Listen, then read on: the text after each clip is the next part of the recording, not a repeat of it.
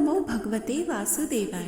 नमस्कार प्रिय भक्तों, आज से हम कार्तिक मास के महात्म्य का अध्याय शुरू करने जा रहे हैं। आशा है कि आपको यह प्रस्तुति अत्यधिक पसंद आएगी। कृपया हमारे चैनल को सब्सक्राइब करें, शेयर पे लाइक करें और कमेंट में अवश्य लिखें ओम नमो भगवते वासुदेवाय। कथा को शुरू करने से पूर्व आइए जान लेते हैं कि कार्तिक मास का क्या महत्व है। हिंदू कैलेंडर के अनुसार कार्तिक मास 8वां महीना होता है। इस महीने में भगवान विष्णु लंबे समय के विश्राम के बाद जगते हैं। इसी वजह से कार्तिक मास को धार्मिक दृष्टि से अति महत्वपूर्ण माना जाता है। धार्मिक मान्यता है कि इस मास में भगवान विष्णु और भगवान श्री कृष्ण की उपासना करने से जातक को सभी तरह के संकटों से छुटकारा मिलता है, साथ ही सुख समृद्धि में वृद्धि होती है। आइए अब यह भी जान लेते हैं कि कब से कब तक है कार्तिक और नहाने के क्या नियम हैं, क्या नहीं करना चाहिए इस महीने में। सुबह के नहान के लिए क्या समय सबसे शुभ रहता है। पंचांग के अनुसार कार्तिक माह की शुरुआत 18 अक्टूबर से होगी, वहीं इसका समापन अगले महीने यानी 15 नवंबर को होगा।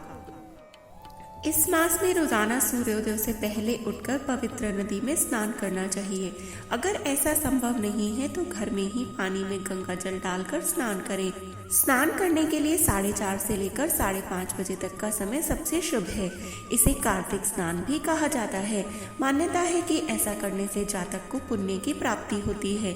इसके अलावा इस मास में भजन कीर्तन, दीपदान और तुलसी के पौधे की पूजा अर्चना करना अति शुभ माना जाता है।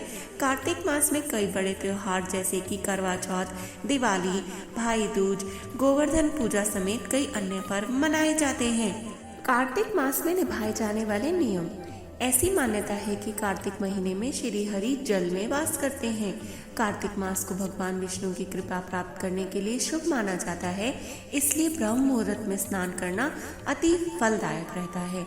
इस माह में रोजाना श्री हरि और माता लक्ष्मी की पूजा अर्चना करनी चाहिए।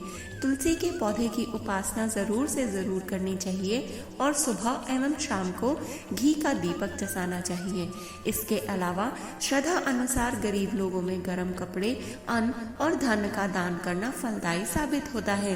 प्रतिदिन विधि पूर्वक गीता का पाठ करने से और मंदिर, नदी, तीर्थ स्थान में दीपक जलाने से शुभ फल की प्राप्ति होती है। यह ना करें। कार्तिक के महीने में तामसिक चीजों के सेवन से बचना चाहिए। किसी से बातचीत के दौरान गलत शब्दों का प्रयोग नहीं करना चाहिए। तन और मन की स्वच्छता को बनाए रखना चाहिए और किसी भी पशु व पक्षी को भी नुकसान नहीं पहुंचाना चाहिए। मान्यताओं के अनुसार नरक चतुर्दशी के अलावा पूरे कार्तिक माह के दौरान शरीर में तेल नहीं लगाना चाहिए। कार्तिक महीने में वाद विवाद से बचना चाहिए और इसके साथ ही मन को संयम में रखकर और किसी की निंदा भी नहीं करनी चाहिए। यदि हो पाए तो पूरे माह बिस्तर का त्याग कर जमीन पर सोना चाहिए। इस महीने में मूली, कंद, गाजर, गराड़ू, शकरकंद खाना सेहत के लिए अच्छा होता है, जिससे व्यक्ति निरोगी रहता है। खाली पेट पानी के साथ तुलसी के कुछ पत्ते खाने से भी साल भर की बीमारियों से राहत रहती है। कार्तिक महीने के दौरान बैंगन, मट्ठा, करेला, दही, जीरा, फलियां और दो मुही दालें अर्थात जिनके दो बीज हैं जैसे कि चने की दाल, राजमा इत्यादि नहीं खाने चाहिए, क्योंकि इस माह से मौसम में बदलाव शुरू हो जाता है, ठंड बढ़ने लगती है। इन ठंडी चीजों को खाने से सेहत को भी नुकसान हो सकता है।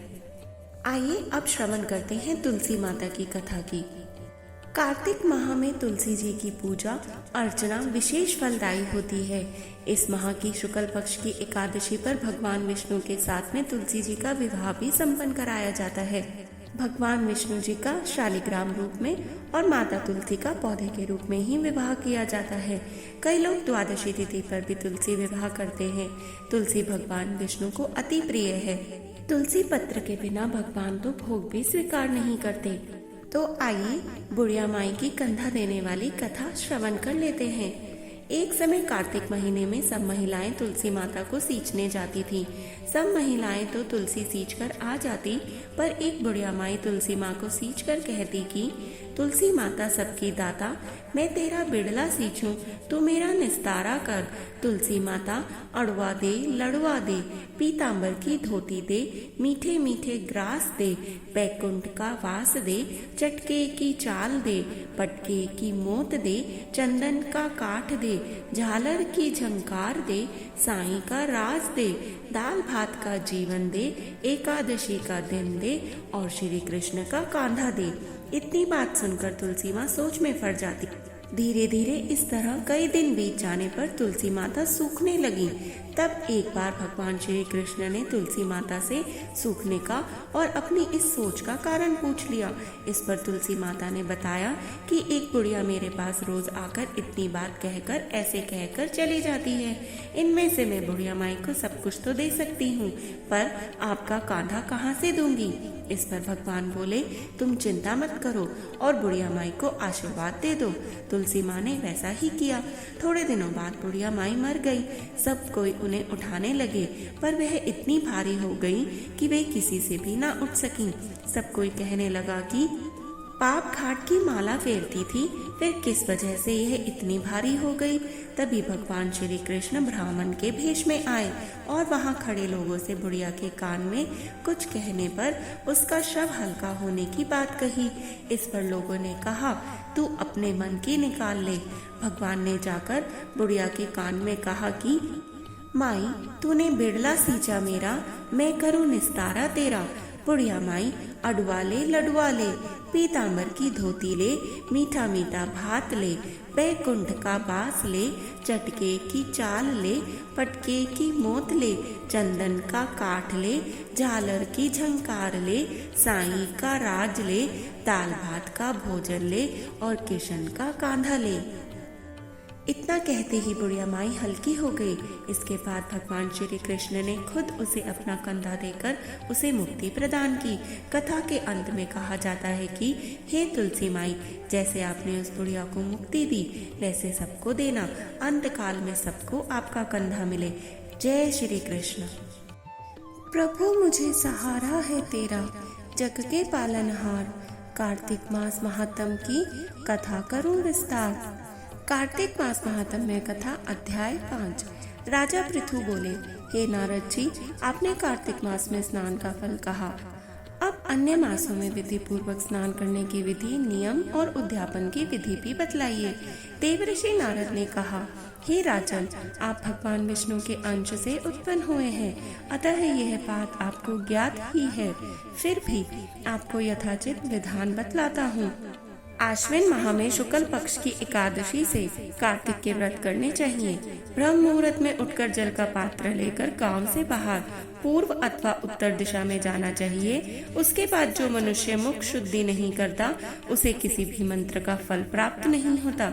अतः दांत और जीभ को पूर्ण रूप से शुद्ध करना चाहिए और निम्नलिखित मंत्र का उच्चारण करते हुए दातुन तोड़नी चाहिए। हे वनस्पते, आप मुझे आयु, कीर्ति, तेज, प्रज्ञा, पशु, संपत्ति, महाज्ञान, बुद्धि और विद्या प्रदान करो। इस प्रकार उच्चारण करके वृक्ष से 12 अंगुल की दातुन ले। दूध वाले वृक्षों से दातुन नहीं लेनी चाहिए। इसी प्रकार कपास, कांटेदार वृक्ष तथा जले हुए वृक्ष से भी दातुन लेना मना है। जिससे उत्तम गंध आती हो और जिसकी टहनी कोमल हो, ऐसे ही वृक्ष से दंत धामन ग्रहण करना चाहिए। प्रतिपदा, अमावस्या, नवमी, छठी, रविवार को चंद्र तथा सूर्य ग्रहण में दातुन नहीं करनी चाहिए। तत्पश्चात भली भांति स्नान करके फूल माला, चंदन और पान आदि पूजा की सामग्री लेके प्रसन्न चित्त व भक्ति पूर्वक शिवालय में जाकर सभी देवी देवताओं की अर्घ्य, आचमनीय आदि वस्तुओं से पृथक पृथक पूजा करके प्रार्थना एवं प्रणाम करना चाहिए। फिर भक्तों के स्वर में स्वर मिलाकर श्री हरि का कीर्तन करना चाहिए। मंदिर में जो गायक भगवान श्री हरि का कीर्तन करने आए हों, उनको माला, चंदन, तांबूल आदि से पूजन करना चाहिए, क्योंकि देवालयों में भगवान विष्णु को अपनी तपस्या, योग और दान द्वारा प्रसन्न करते थे। परंतु कलयुग में भगवत गुणगान को ही भगवान श्री हरि को प्रसन्न करने का एकमात्र साधन माना गया है। नारद जी राजा पृथु से बोले, हे राजन, एक बार मैंने प्रभु से पूछा कि हे भगवान, आप सबसे अधिक कहाँ निवास करते हैं? इसका उत्तर देते हुए भगवान ने कहा, हे नारद, मैं वैकुंठ या योगियों के हृदय में ही निवास नहीं करता, अपितु जहाँ मेरा भक्त मेरा कीर्तन करते हैं, मैं वहाँ अवश्य निवास करता हूँ। जो मनुष्य चंदनमाला आदि से मेरे भक्तों का पूजन करते हैं, उनसे मेरी ऐसी प्रीति होती है जैसे कि मेरी पूजन से भी नहीं हो सकती। नारद जी ने फिर कहा, शिरीष, धतूरा, गिरजा, चमेली, केसर, कंदार और कटहल के फूलों व चावलों से भगवान विष्णु की पूजा नहीं करनी चाहिए। अड़हल, कंद, गिरीश, जूही, मालती और केवड़ा के पुष्पों से भगवान शंकर की पूजा नहीं करनी चाहिए। जिन देवताओं की पूजा में जो फूल निर्दिष्ट है, उन्हीं से उनका पूजन करना चाहिए। पूजन समाप्ति के बाद भगवान से क्षमा प्रार्थना करनी चाहिए, यथा, हे सुरेश्वर, हे देव, ना मैं मंत्र जानता हूँ न क्रिया, मैं भक्ति से भी हीन हूँ, मैंने जो कुछ भी आपकी पूजा की है उसे पूरा करें।